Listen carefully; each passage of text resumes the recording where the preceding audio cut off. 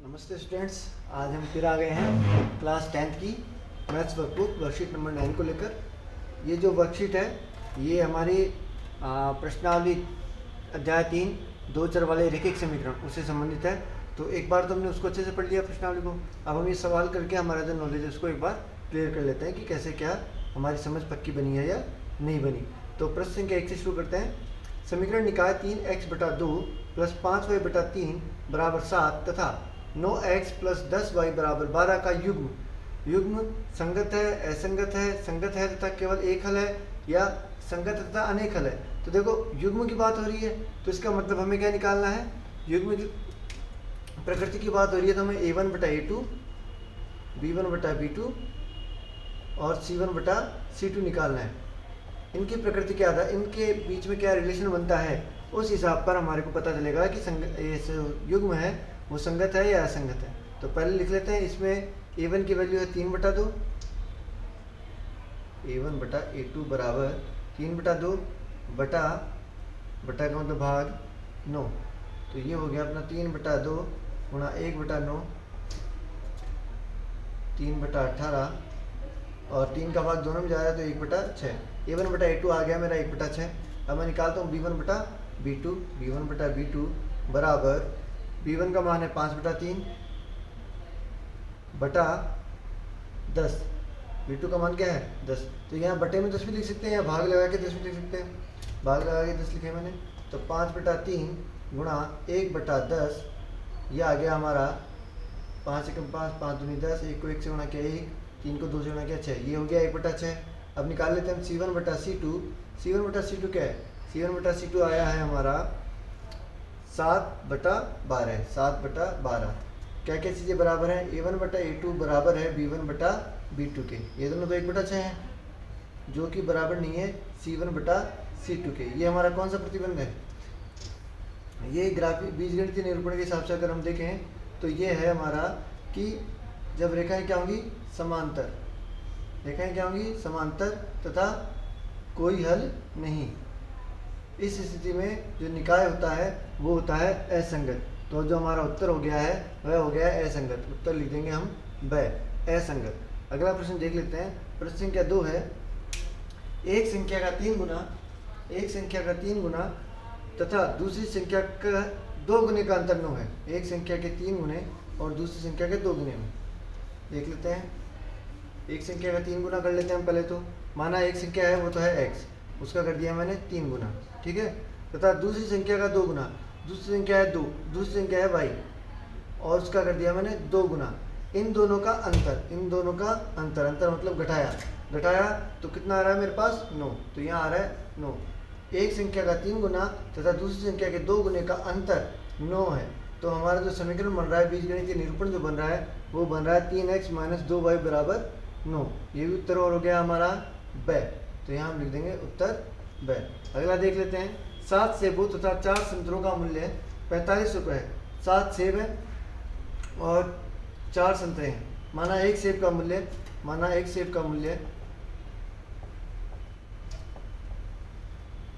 बराबर x, ठीक है। तो 7 सेबों का कितना हो गया, तो 7 सेब का हो गया 7x और एक संतरे का मूल्य y, तो 4 संतरों का मूल्य कितना हो गया, 4 संतरों का मूल्य हो गया अपने पास 4y। 7x है 7 सेबों का मूल्य और 4y है 4 संतरों का मूल्य। टोटल ये बता रहे हैं 45 रुपये। तो टोटल करने के लिए दोनों को जोड़ देंगे, 7x + 4y = 45। कहाँ पे है ये हमारा हो गया a। 7x + 4y = 45। तो ये हमारा a हो गया है। अगला प्रश्न, क्या बिंदु 2, 3 रेखा 3x - 2y = 5 पर स्थित हैं। तो देखिए कोई भी समीकरण में दिए गए किसी भी समीकरण में दिए गए बिंदु अगर उसको संतुष्ट करते हैं तो वो उसके ऊपर स्थित होते हैं, अन्यथा उसके ऊपर स्थित नहीं होते हैं। जब भी हम कोई ग्राफ बनाते हैं किसी समीकरण का,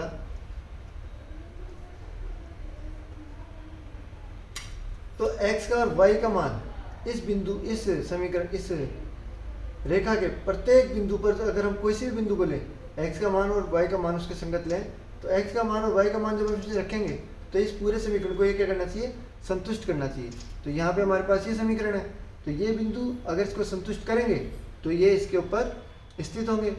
मान रख के देख लेते हैं। x का मान तो क्या है 2, 3, x की जगह तो रख दिया मैंने 2 माइनस 2, y की जगह रख दिया मैंने 3। ठीक है, x का मान तो 2 है, y का मान 3 है, बराबर 5। 3 दूनी 6 माइनस 6 बराबर 5, 6 में से 6 गए 0 बराबर 5। क्या 0 5 के बराबर है? नहीं है, तो यह तो असत्य है,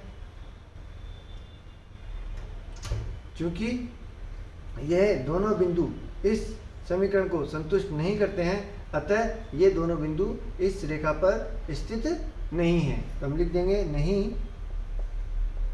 बिंदु 2 3 रेखा 3x माइनस 2y बराबर 5 पर स्थित नहीं है, क्योंकि ये दोनों बिंदु रेखा के समीकरण को संतुष्ट नहीं करता है। ठीक है, अगला प्रश्न देख लेते हैं। एक पिता और उसके पुत्र की आयु का योगफल 40 है। एक पिता की आयु मान ली मैंने x, ठीक है, पुत्र की आयु मान ली मैंने y, और इन दोनों का योगफल कितना है 40, x प्लस वाई बराबर 40। ठीक है, और दूसरा, यदि पिता की आयु पुत्र की आयु की 3 गुना है, पिता की आयु है x, पुत्र की आयु है y, और ये दोनों बराबर कब होंगे? जब मैं पुत्र की आयु को क्या कर दूंगा 3 गुना। तो ये दूसरा समीकरण बन गया। यदि पिता की आयु पुत्र की आयु की क्या है 3 गुना है, तो उनकी आयु ज्ञात कीजिए। ये हो गया हमारे पास 1 नंबर समीकरण, ये हो गया हमारे पास समीकरण नंबर 2। कौन सी विधि है आपके पास? हमारे पास हल करने की 4 विधियाँ हैं। आलेखीय विधि, प्रतिस्थापन विधि, विलोपन विधि, वृजगुणन विधि। यहाँ पर जो आसान विधि लग रही है वो आपको देख के लगे कि ये प्रतिस्थापन विधि से बड़ी आसानी से हो जाएगा। तो हम क्या करेंगे, x का मान 3y समीकरण 1 में रख देंगे। समीकरण 1 में समीकरण 2 से x बराबर 3y रखने पर रख दीजिए 3y प्लस y बराबर 40। x की जगह क्या रख दिया अपन ने 3y और y 4y बराबर 40, तो y बराबर आ गया 40/4, this implies y is equal to 10। y क्या माना था मैंने? y माना था पुत्र की आयु, तो पुत्र की तो आयु आ गई 10 वर्ष। अच्छा जी, अब मुझे पिता की आयु निकालनी है, तो समीकरण 1 में ही y का मान 10 रख देंगे। समीकरण 1 में y बराबर 10 रखने पर रख दीजिए x प्लस 10 बराबर 40, तो x बराबर 10 उधर गए, माइनस के हो गए, x बराबर 30। अतः पिता की आयु बराबर 30 वर्ष तथा पुत्र की आयु बराबर 10 वर्ष। एक बार चेक कर लेंगे क्या ये हमारे जो समीकरण को संतुष्ट कर रहा है या नहीं कर रहा। एक पिता वर्ष की पुत्र की आयु का योगफल 40 है, 30 और 10 40 है, तो अपनी पहली बात तो सही हो गई। यदि पिता की आयु पुत्र की आयु की 3 गुना है, पिता की आयु पुत्र की 3 गुना, 10 या 30, 3 गुना हो रही है, तो इसका मतलब ये हमारा सवाल जो है वो सही है। अगला प्रश्न देख लेते हैं, प्रश्न संख्या 6। प्रश्न संख्या 6 क्या है? तो जो हमारा अगला प्रश्न है प्रश्न संख्या 6 वो क्या है? प्रश्न संख्या 6 हमारा है x बराबर 2 और y बराबर 3 का आलेख किस प्रकार की रेखाएं प्राप्त होंगी। तो देखिए आलेख बना लेते हैं सबसे पहले अपन। ये मेरा एक ग्राफ है जैसे, ठीक है, यहाँ 1 2 3 ये हमारा x एक्स है, ये y का 1 2 3। तो x बराबर 2 मतलब x का मान 2 है, y का मान दिया हुआ है नहीं, तो y का मान दिया हुआ नहीं है, इसका मतलब y का मान क्या है 0। y का मान तो हो गया है 0 और x का मान है 2। तो y का मान 0 किस पे होता है? x एक्स पे। तो x का मान 2 यहाँ पर, तो हमने इसके सीध में ऐसे लाइन खींच दी, ठीक है, और लिख दिया x बराबर 2। तो ये रेखा क्या है? ये रेखा y के समांतर है। तो x बराबर 2 का आलेख कैसा बन रहा है? x बराबर 2 का आलेख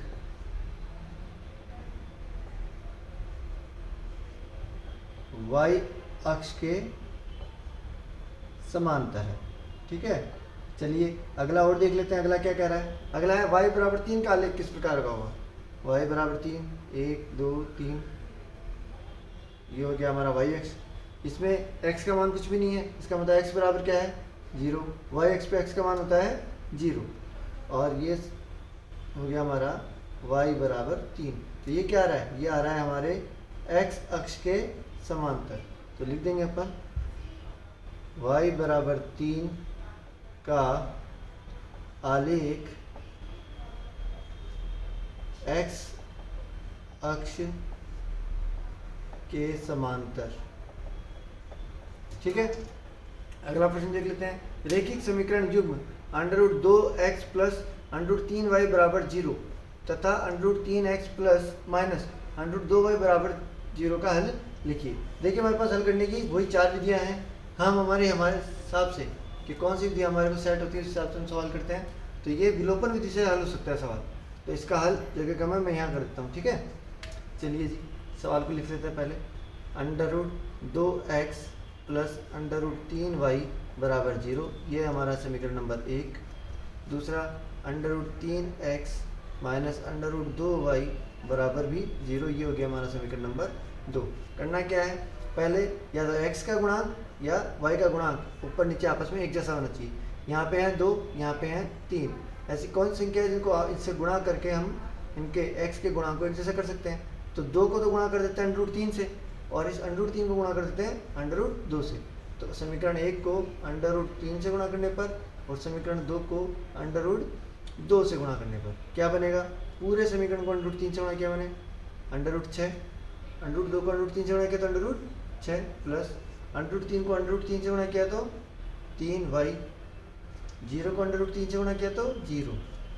दूसरा √2 को √3 से गुणा किया तो √6x, √2 को √2 से गुणा किया तो 2y बराबर 0। ये हो गया हमारा समीकरण नंबर 3 और ये हो गया हमारा समीकरण नंबर 4। अब क्या करेंगे, हमें x को विलोपित करना है। x को विलोपित करना है तो अगर हम दोनों को जोड़ेंगे तो ये दोनों जुड़ के तो 2 √6 बन जाएंगे। तो हम इसको क्या करेंगे, घटाने पर हम लिखेंगे घटाने पर। समीकरण 3 में से समीकरण 4 को घटाने पर ये प्लस का निशान माइनस में बदल जाएगा, यहाँ हमारा माइनस का निशान प्लस का हो जाएगा। मैं लिख दूंगा समीकरण 3 में से समीकरण 4 घटाने पर, घटा दिया √3, ये तो कट गया 0 हो गया, 3y और ये प्लस के 2y जुड़ गए तो हो गए 5y, 5y बराबर 0। पक्षांतरण किया y बराबर आ गया 0/5 और जो आ गया y बराबर 0। अब मुझे निकालना है किसका मान, x का। y का मान किसी भी एक समीकरण में रख देंगे। मैं समीकरण 1 में रख देता हूँ। समीकरण 1 में y बराबर 0 रखने पर, ठीक है, रख दीजिए √2x माइनस प्लस √3, y की जगह क्या रख दिया 0 बराबर 0, √2x प्लस 0 बराबर 0, √3 को 0 से गुणा किया तो 0। अब यह आ गया √2x बराबर 0 और x बराबर आ गया 0/√2। This implies x is equal to 0। तो हमारे पास क्या क्या है मान, x का मान भी 0 आ गया और y का मान भी 0 आ गया। x का मान भी हमारे पास 0 आ गया और y का मान भी क्या आ गया 0। ये पूरी विधि हो गई अपने यहाँ पर। अगला प्रश्न देख लेते हैं, प्रश्न संख्या 8। 2x प्लस 3y बराबर 8 व 8x माइनस 3y बराबर 2 को प्रतिस्थापन विधि से हल कीजिए। प्रतिस्थापन विधि क्या है, प्रतिस्थापन विधि में किसी एक समीकरण में दूसरे समीकरण से चर का मान लेकर पहले में प्रतिस्थापित कर दें, या पहले से किसी चर का मान दूसरे में प्रतिस्थापित कर दें। हम प्रतिस्थापित कर देते हैं। हल, समीकरण पहला 2x प्लस 3y बराबर 8। इसमें हम क्या करेंगे, इसमें हम x y को इधर रखेंगे, बाकी सबको पक्षांतरित कर देंगे। तो पहले 2x उधर गया तो 3y बराबर 8 माइनस 2x।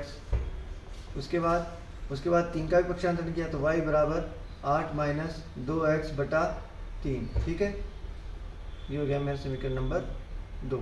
ठीक है, ये था हमारा समीकरण नंबर 1। अब 8x माइनस 3y बराबर 2, दिस एम्प्लाइज, इसमें समीकरण, ये हो गया समीकरण नंबर 3। समीकरण 3 में y का मान प्रतिस्थापित करने पर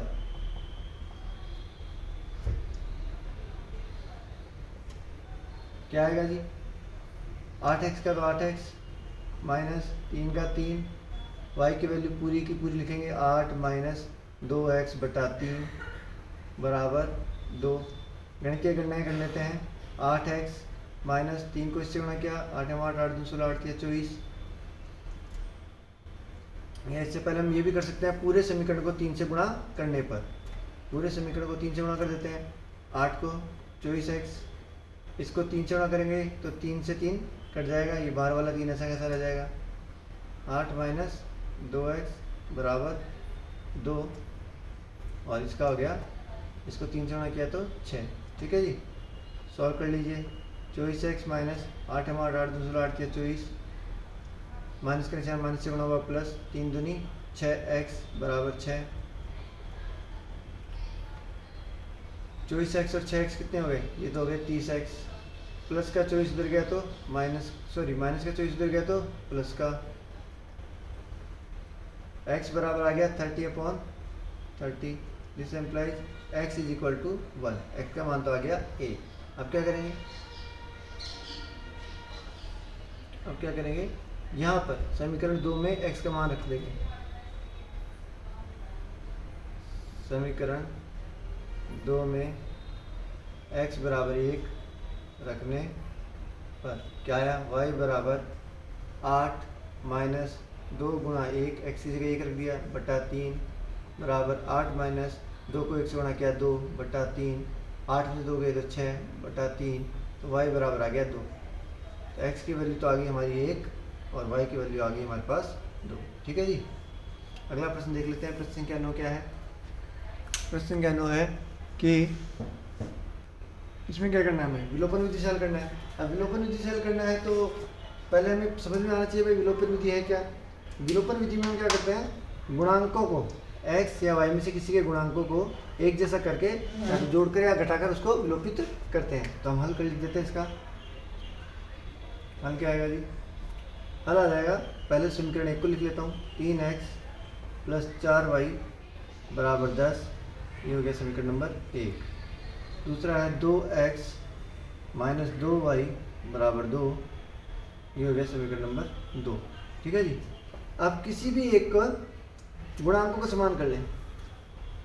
x का यहाँ पे 3 है और यहाँ पे 2x का गुणांक एक जैसे कैसे हो सकते हैं? अगर इसको भी मैं 3 के पढ़े में क्या आते हैं 6 आते हैं और 2 के पढ़े में भी 6 आते हैं, तो इसको तो मैं 2 से गुणा कर दूँ पूरे समीकरण को, और इसको मैं गुणा कर दूँ 3 से, तो ये पूरा का पूरा ये हो जाएगा 6x और ये भी हो जाएगा 6x।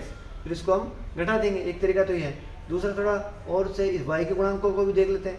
y में यहाँ पर 4 है और यहाँ पर y का गुणांक है माइनस का 2, तो हमें क्या करना है कि इसके गुणांक एक जैसे हो जाए। तो ये थोड़ा आसान है।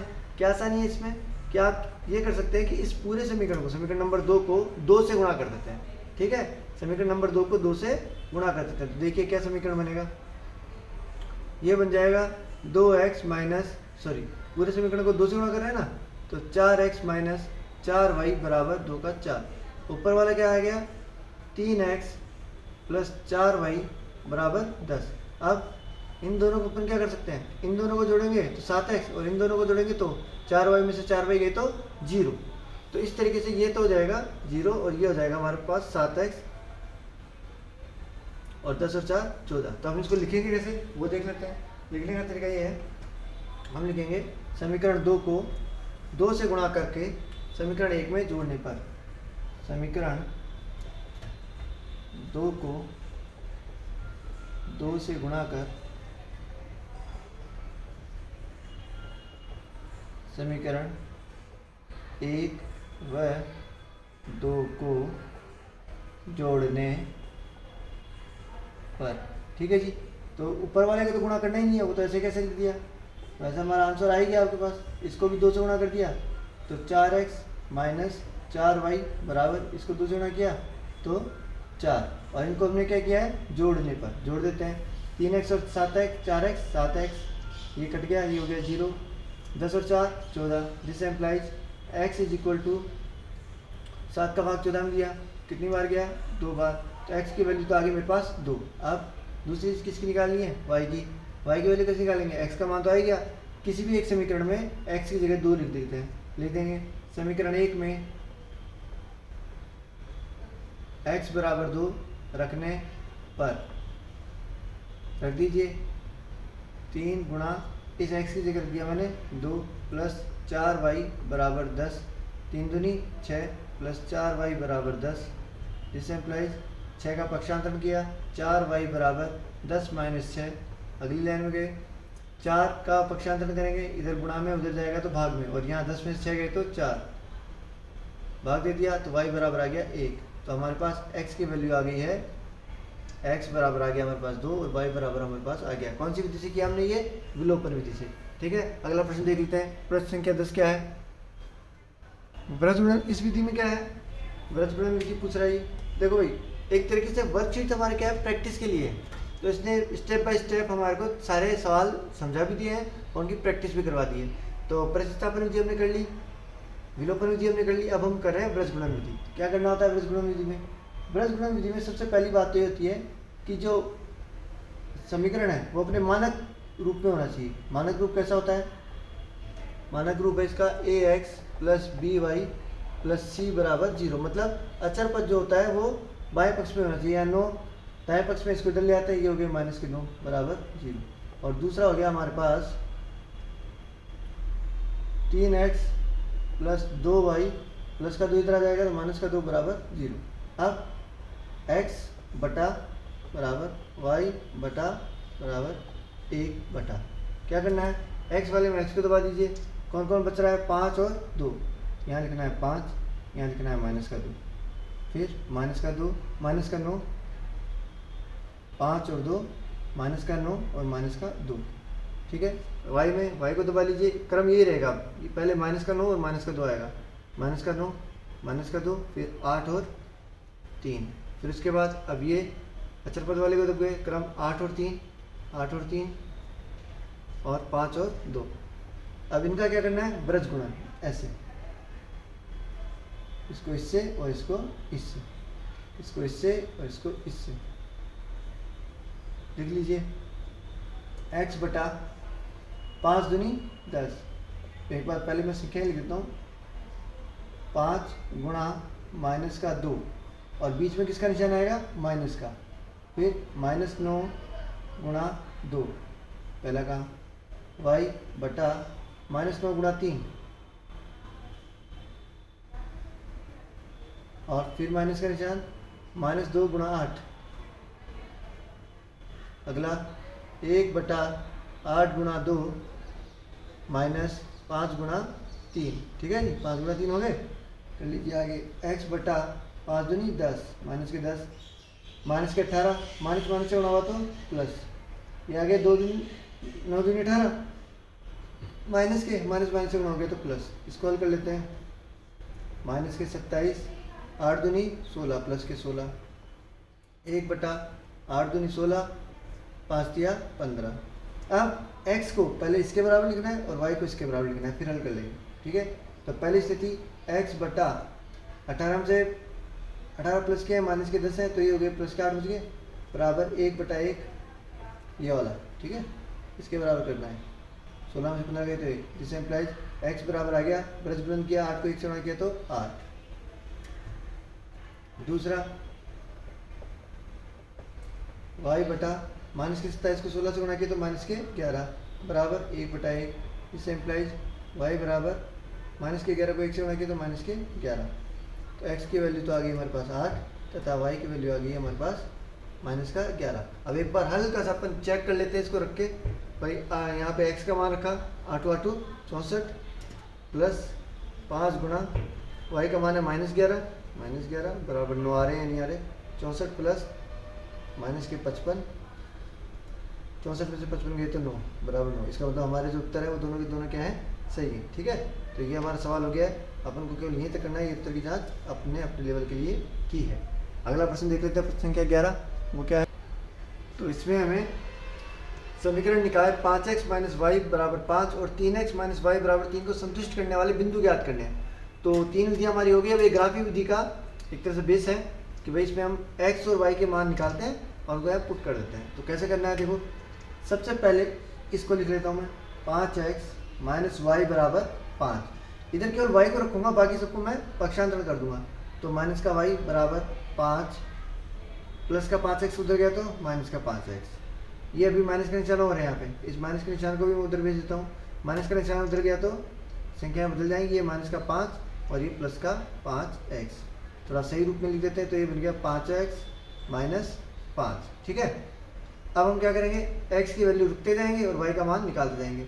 x की जगह रखा मैंने 0, x की जगह मैंने रखा 0, तो क्या आएगा, y का मान 5 गुणा x की जगह रखा 0, 0 माइनस 5। ठीक है, तो उत्तर आ गया माइनस का 5। पहले में तो आ गया माइनस के 5। फिर x की जगह रखा मैंने 1, इस x की जगह रखा मैंने 1, 5 गुणा 1 माइनस 5। ठीक है, 5 को 5 से गुणा किया तो 5 माइनस 5, 5 में से 5 गए तो 0।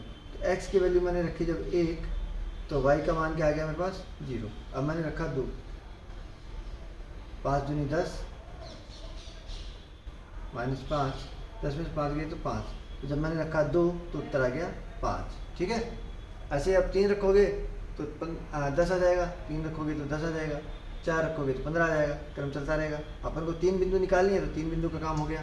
इस सवाल को ले लेते हैं। ये क्या है, 3x माइनस वाई बराबर 3। क्या करेंगे, y को इधर रखेंगे, बाकी सबका पक्षांतरण कर देंगे। 3 माइनस का y बराबर 3 माइनस 3x।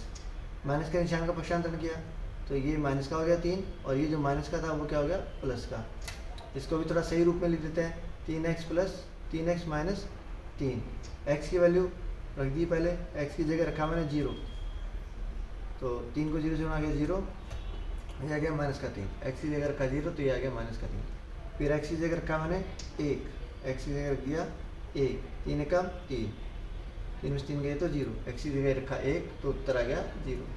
अब x की जगह रख दिया मैंने 2, 3 दूनी 6, 6 में से 3 गए तो 3, यहाँ रखे 2, तो उत्तर आ गए 3। तो इस तरीके से हमारा सवाल हो गया है। ये कहाँ काम में आता है, ये हमारा बिंदु निरूपण, ये बिंदु बनाने का काम हमारा आता है आलेखीय विधि में, जब हम ग्राफ बनाना शुरू करते हैं तब। ठीक है, उसके बाद प्रश्न संख्या 12 जो है, इसमें हमें k का मान निकालना है और समीकरण युग्म का कोई हल नहीं हो तब k का मान क्या होगा। तो देखिए एक बार थोड़ी देर अपन रिविजन कर लेते हैं।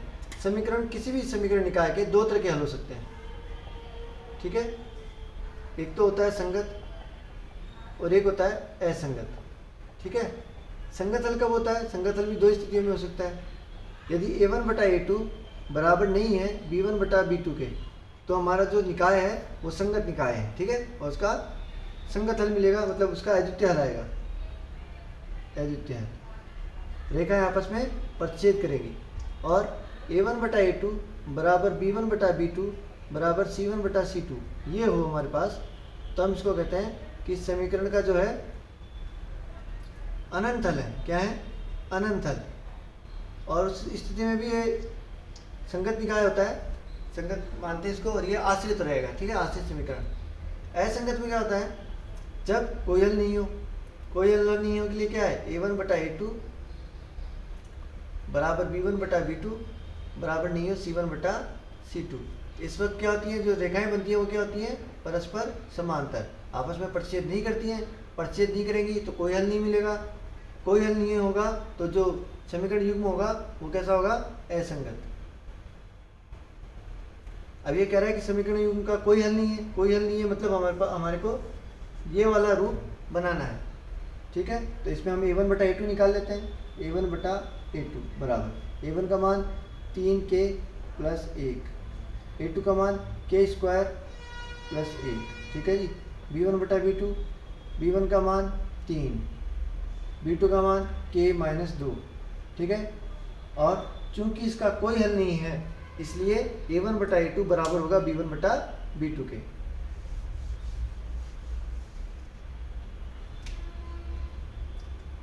चूंकि दिए गए समीकरण युग्म का कोई हल नहीं है इसलिए a1 बटा a2 बराबर b1 बटा b2। a1 बटा a2 3k प्लस 1 बराबर के स्क्वायर प्लस 1 बराबर है 3/k-2। मतलब गुणा करते हैं, इसको इससे गुणा, इसको इससे गुणा, ये आ गया 3k प्लस 1 k-2 बराबर के स्क्वायर को 3 से गुणा, 3k स्क्वायर प्लस 1। सॉल्व कर लेते हैं, 3k को k से गुणा किया 3k स्क्वायर, 3k को माइनस के 2 से गुणा किया तो माइनस के 6k। अब देखो पहले 3k को k से गुणा किया, फिर 3k को 2 से गुणा किया, 3k का काम हो गया। अब 1 को k से गुणा करेंगे, 1 को k से गुणा किया तो k, 1 को 2 से गुणा किया माइनस के 2 से तो माइनस के 2, 3k को इससे गुणा किया 3k स्क्वायर, 3 को k स्क्वायर से गुणा किया 3k स्क्वायर, 3 को 1 से गुणा किया प्लस का 3, सबका पक्षांतरण करके इधर ले आए 3k स्क्वायर, ये माइनस के 6k और ये प्लस के k, तो ये तो हो गया माइनस के 5k माइनस के 2, ये 3k स्क्वायर इधर आ गया माइनस के 3k स्क्वायर, प्लस का 3 इधर आ गया माइनस का 3, 3k स्क्वायर प्लस का ये माइनस का, तो ये तो हो गए 0, बच गया कौन, माइनस का 5k, माइनस के 2 और माइनस के 3 ये हो गए माइनस के 5 बराबर 0। k की वैल्यू क्या आ गई, पहले तो माइनस का 5 का पक्षांतरण हुआ, ठीक है, और फिर ये जो 5 से गुणा में है उसका भी पक्षांतरण हो गया, तो k बराबर आ गया माइनस के 5 का पक्षांतरण हुआ तो प्लस का 5, ठीक है, और इस माइनस के 5 का पक्षांतरण हुआ तो माइनस का 5, जिस एम्प्लाइज भाग दिया 5 में 5 का भाग दिया एक बार, प्लस की संख्या माइनस का भाग देते तो माइनस का 1, ठीक है, तो k बराबर आ गया माइनस का 1। अगर इस समीकरण का कोई हल नहीं है तो k का मान आएगा माइनस का 1। यहाँ पे थोड़ा सा देख लेना, एक स्टेप अपन ने जल्दी में किए, एक बार और यहाँ और समझा देता हूँ आपको। 5k माइनस 5 बराबर 0, पहले माइनस का 5 उधर गया तो हो गया प्लस का 5, अब ये 5 जो है गुणा में है वो उधर जाएगा तो k बराबर 5/-5, ये वाली चीज़ आ गई, ठीक है। तो इसको अपन ने 10th में आ गए हैं तो अपन ये फटाक से मैंने स्टेप को लेफ्ट करके स्किप करके फिर किया है। तो इस तरीके से अपने 12 प्रश्न हो गए हैं वर्कशीट नंबर 9 के। वर्कशीट में टाइम कम लगे इसलिए हमने वर्कशीट में पहले सवाल लिख लिए हैं और थोड़ा सा कुछ आपकी बात गति भी रखी है। पुराने टॉपिक का रिवीजन अपन ने नहीं किया है कि भाई पहले जो पढ़ लिया है, तो अगर कोई कन्फ्यूजन हो तो आप पुराने वीडियोस को देख लें, और भी अगर कोई कन्फ्यूजन हो तो अपने कमेंट बॉक्स में मेरे को डालें कि भाई सर यहाँ पे ये चीज़ किस तरह से हुई है, हम उसका क्लैरिफाई कर देंगे उसको, भाई इसको और अच्छे से ढंग से समझा देंगे, ठीक है। बस ये ध्यान रखना है कि पढ़ते रहना है, गणित में ध्यान रखना है, गणित इतना कोई कठिन विषय नहीं है। धन्यवाद।